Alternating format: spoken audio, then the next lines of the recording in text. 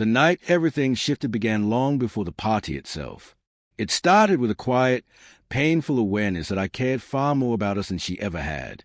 I had planned an intimate evening for just the two of us, her favorite dinner, a movie she'd been talking about for weeks, and a handwritten note I had poured hours into crafting. When she walked through the door, none of it mattered. She was already dressed up, her perfume filling the room, her smile too bright. But it wasn't for me.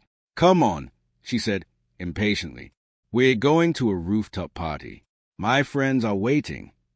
I tried to tell her I had plans, to ask for just one night together. She waved me off. "Not tonight. I need to have fun." In that moment, it hit me. She didn't want a partner.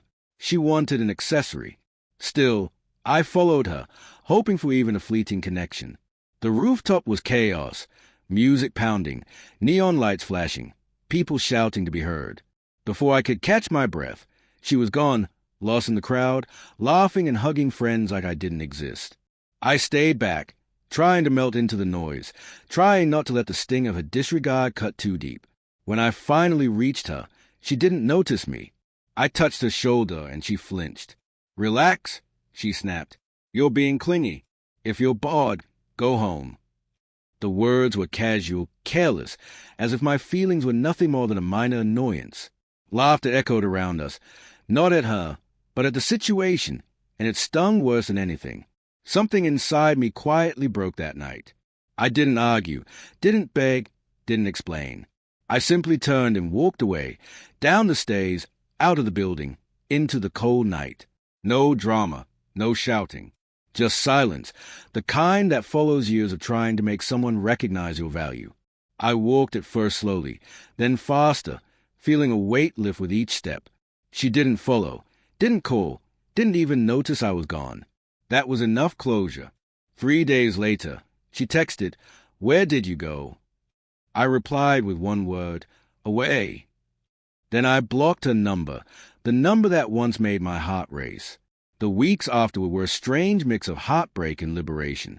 Losing someone you love is painful, but losing someone who never valued you eventually feels like freedom. I poured myself into work, joined a gym, took classes, made new friends. When memories cut, I ran until my lungs burned. When loneliness crept in, I built new routines. When my heart ached, I remembered her words, "If you're bored, go home." So I built a new home, a new life, a new self. Slowly, painfully, beautifully, I transformed. Years passed. My career flourished. I opened businesses, traveled to places I had only seen in photos, and surrounded myself with people who appreciated me, who recognized my worth without me asking. Gradually, the memory of her stopped hurting. She became just a chapter, important, but finished. I didn't think about her again. Life moved forward, and so did I. Then fate intervened. 5 years later, on a quiet morning, I entered a small cafe near my office for a meeting. The smell of cinnamon and freshly ground coffee filled the air. Sunlight spilled through the windows. I ordered my drink, pulled out my phone, and froze. She was there, Emily, sitting alone in a corner, staring at a cup she hadn't touched. Her hair was shorter, her posture weary, her face lined with stress and disappointment. The spark she once flaunted was gone. When she saw me, her expression shattered. Her mouth fell open slightly, her eyes widened, color draining from her face. She rose slowly, gripping the table as though the floor beneath her had shifted. "It's really you," she whispered. Fragile, shaking, unsure. I nodded politely. That simple gesture seemed to hurt her more than anything I could have said. She walked toward me, scanning me from head to toe. "My clothes, my confidence, the calmness you carry now." "You look incredible," she murmured, almost regretfully. "Life's been good," I said simply. Her eyes dropped immediately, and I knew her life hadn't been. Her voice trembled as she told me everything. The failed relationships, betrayal by friends, loneliness, the job she hated, the night she cried over people who treated her like she once treated me. "I keep thinking about that night," she admitted.